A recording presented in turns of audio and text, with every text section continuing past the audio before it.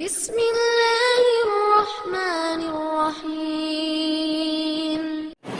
அடுத்ததாக மாவட்ட துணைத் தலைவர் சகோதரர் எம் அசப் அவர்கள் மதரசாவின் அவசியம் என்ற தலைப்பின் கீழ் உங்கள் முன் உரையாற்றுவார்கள்.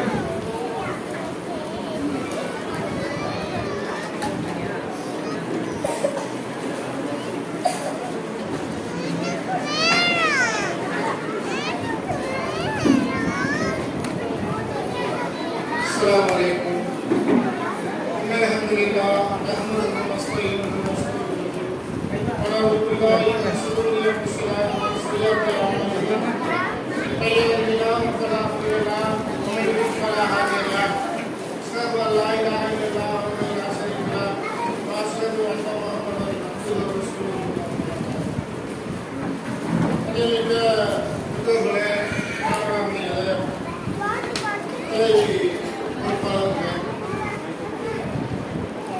இந்த மக்கள் மதரசா நிறைவு மற்றும் மெட்ரோ சந்திப்பு நிகழ்ச்சி, அதனை சார்ந்து வழங்கப்பட்ட பரிசளிப்பு,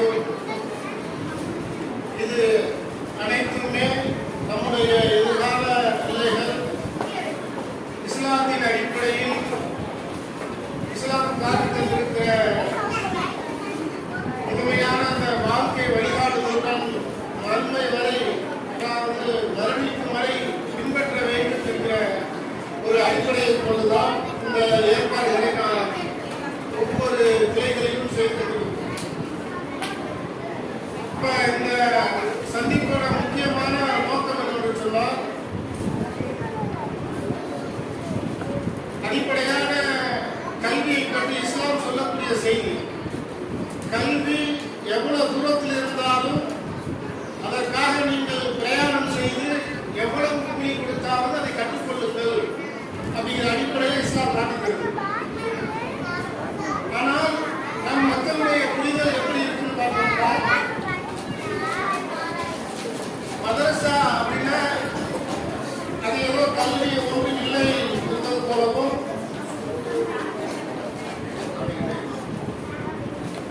உலக கல்வி என்பது ஸ்கூல் எஜுகேஷன் இருக்குல்ல,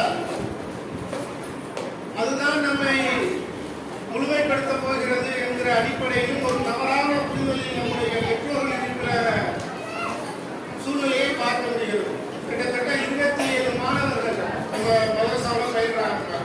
கிட்டத்தட்ட 40 நாட்களாக 27 மாணவ மாணவிகள், அதுல குறிப்பா பெற்றோர்கள் எத்தனை பேர் வந்திருக்கிறோம், மாணவிகள் எல்லாம் பேசுறது, மாணவர்கள் எல்லாம் பேசுறது. ஆனால் அவர்களுடைய பெற்றோர்கள் சரியா வந்திருக்கிறோம்னா இல்லை. இதே உலக கல்விக்காக மற்ற மற்ற இடங்கள் நடக்கக்கூடிய விழாக்களாக இருக்கட்டும், நிறைவு விழாக்களாக இருக்கட்டும், அங்கே போய் நாம் காட்டுகின்ற அந்த பங்களிப்பு என்பது ரொம்ப தான் பெற்றோர் போறது மட்டும் இல்லாமல் தன்னை சார்ந்த குடும்பத்தார்களையும் அழைத்து செல்லக்கூடிய நிலையை பார்க்கும். அப்போ பெற்றோர்களாகிய நம் மனதில் என்ன புரிதல் இருக்கிறது, இஸ்லாமிய கல்வி என்பது, மதரசா கல்வி என்பது, மதரசானா என்ன, மக்கள் மதரசா என்பது ஆரம்ப பாடசாலை அவர்தான். இங்கே சொல்லிக் கொடுக்கப்படக்கூடிய இந்த பாடத்திட்டம் நாம் இறக்கும் வரைக்கும், இறப்புக்கு பின்னாலும் பயனளிக்க போகின்றது என்ற அடிப்படையில் விளங்காத பெற்றோர்களாக நாம் இருக்கிறோம். உலக கல்வி எடுத்துக்கோமே, நம்ம ரெண்டையும் ரெண்டு கண்ணாத்தான் பார்க்கணும். ஆனா உலக கல்வி கொடுக்குற அந்த முக்கியத்துவம்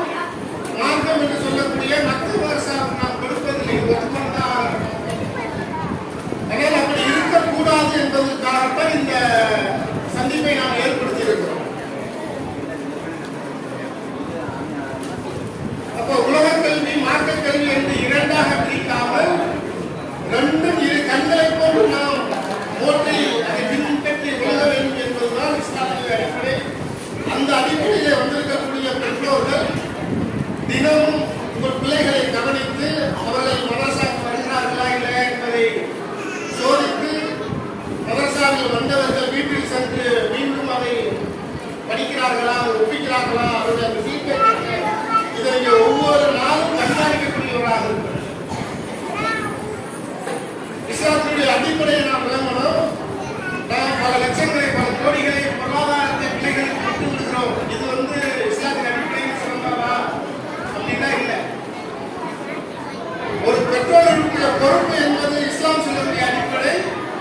அவர்களுக்கு தெளிவான இந்த கல்வியை கொடுப்பதுதான். அதற்கப்புறம் தான் மற்றதெல்லாம்.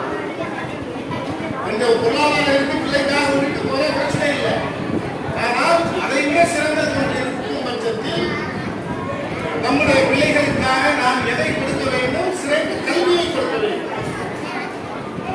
உலக கல்வி படித்தவங்களுடைய நிலையெல்லாம் பாருங்களேன். டாக்டர் ஆயிடுறாங்க, உலக கல்வி படிச்சு ஃபேமஸ் டாக்டராகவும் இருக்கிறாங்க.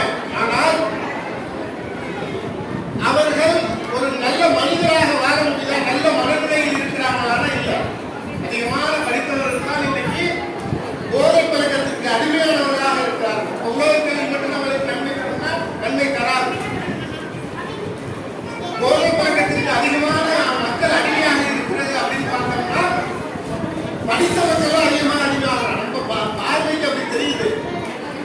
கிட்டத்தட்ட அரசு ஊழியர்களை எடுத்து பார்த்தீங்கன்னா, அதுவும் இந்த நீதிமன்றங்கள் சார்ந்த வேலை செய்யக்கூடியவர்களை பார்த்தோம்னா 85% மாணவர்கள் உயர்தர சாராய குடிக்கக்கூடியவர்களாக இருக்கிறார்கள் அப்படிங்கிற பார்க்கணும். அப்போ உலக கல்வி என்பது வெறுமனே உலகத்தில் நாம் செழிப்பாக வாழ்வதற்கு ஒரு பாதுகாப்பாக இருக்கக்கூடிய ஒரு நல்ல மனிதனை, நல்ல ஒரு குடும்ப நிர்வாகியை, ஒரு நல்ல சமூக சிந்தனையில் ஒரு மனிதனை உருவாக்கணும்னா நிச்சயம் அது உருவாக்குவது. அப்ப இங்க வந்திருக்கக்கூடிய பெற்றோர்கள், தாய்மார்கள் என்ன விலகி பண்ணணும்? அதுக்குள்ள உலக கல்விக்கு நீங்க முக்கியத்துவம் கொடுக்க, ஸ்கூலுக்கே அனுப்பாதீங்க அப்படிலாம் நம்ம சொல்லவே வரல. உலகம் கல்வி என்ற அந்த ஒரு மற்ற விஷயங்களுக்கு நாம் எந்த அளவுக்கு முக்கியத்துவம் கொடுக்கிறோமோ அதே அளவிற்கு மத்த மதரசாவிலும் முக்கியத்துவம் கொடுக்க, அதைத்தான் நம்ம சொல்றோம். இப்போ 4-5 பேர் ஆப்ஷன் இல்லாமல் வந்திருக்கிறாங்க.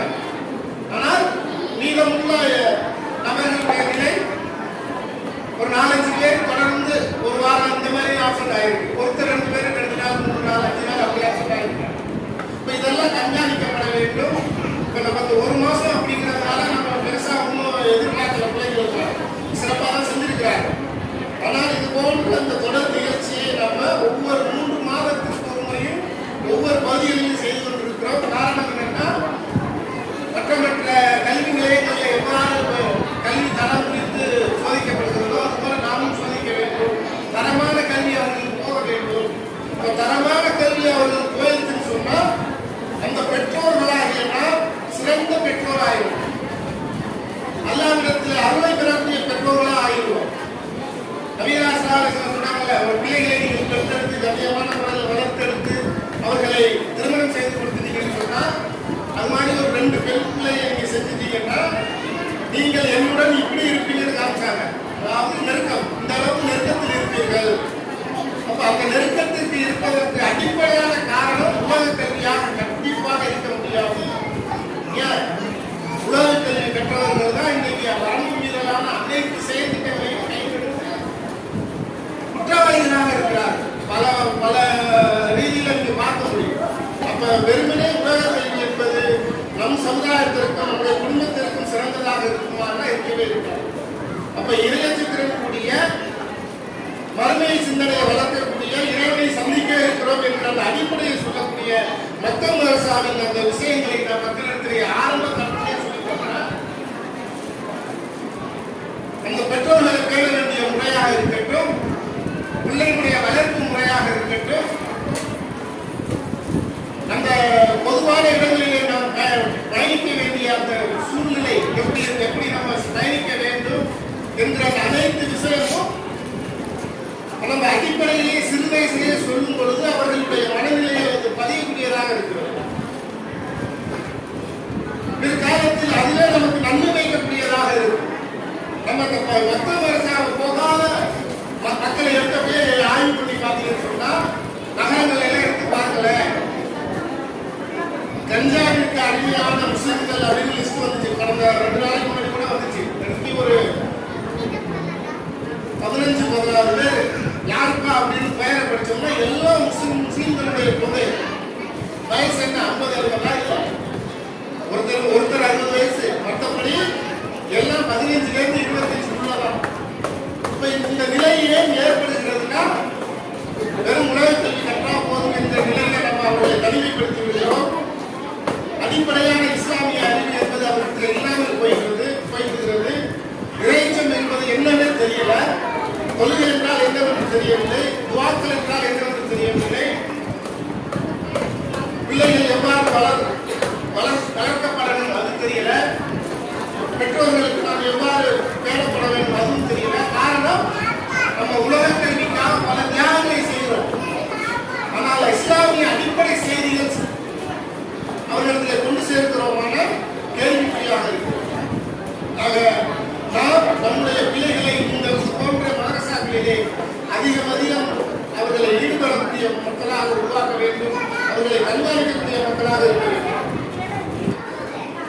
நம்மளுடைய நிலை எப்படி இருந்தா பிள்ளைகளை மதரசாவுக்கு அனுப்புவதற்கு நம்ம யோசிக்கிறோம்.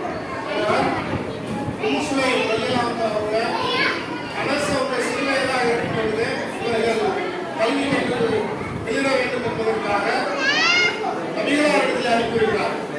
அந்த அரசியலில் அவங்க தான் பிற்காலத்தில் அதிகமான ஹதீஸ்களை சொல்லக்கூடியவர்களாக திருக்குறானை நல்லா மரணம் செய்து அதன்படி பின்பற்றக்கூடிய ஒரு சிறந்த பிள்ளையாக உருவெடுக்கிறார். ஆக அதுபோன்று சிறந்தவர்களை உருவாக்க வேண்டும் என்று சொன்னால் நம்முடைய தியாகம் ஆகவே இதற்காக துவா செய்தவர்களாக நம்மெல்லாம் நம்முடைய பிள்ளைகளை மருத்துவ மதரசாவில் அனுப்பியிருப்போம். மருத்துவ மதரசாவின் அவசியம் என்பது ஒரு விரோதம் இல்லாத ஒரு நல்ல பிள்ளைகளை உருவாக்கக்கூடிய ஒரு தளமாக இருக்கிறது. போதை இல்லாத ஒரு சமுதாயத்தை நாம் உருவாக்க வேண்டும் என்று சொன்னால் அதனுடைய அடித்தளம் மருத்துவ மதரசாவில் இருக்கிறது. இறைச்சலை சொல்லக்கூடிய விளையாட இருக்கிறது.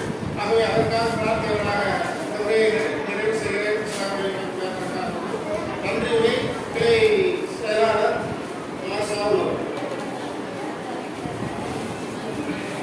அலைக்கும். எல்லாம் வல்ல அல்லாஹ்வின் மாபெரும் கிருபையால் முதலில் ஆரம்பிக்கப்பட்ட மக்தப் மதரசா அல்லாஹ்வுடைய அருளால் ஒரு மாதத்தை கடந்து நிறைவாக நடந்துள்ளது. ஆகவே அல்லாஹ்வுக்கு நன்றியை தெரிவித்துக் கொள்கிறோம். இந்த நிகழ்ச்சிக்கு பெற்றோர்கள் அனைவரும் கலந்து கொள்வதற்கும் அவர்களுடைய சார்பாக நன்றியை தெரிவித்துக் கொள்கிறோம். மேலும் இந்த நிகழ்ச்சிக்கு பரிசளிப்பதற்காக ஊக்கப்படுத்திய ஊக்கத்தொகை வழங்கிய சகோதரர்களுக்கும் நன்றியை தெரிவித்துக் கொள்கிறோம். இது போன்ற நிகழ்ச்சிகள் மென்மேல் நடப்பதற்கு பெற்றோராகிய நீங்கள் தான் ஒத்துழைப்பு கொடுக்க வேண்டும் என்று சொல்லி கலந்து கொண்ட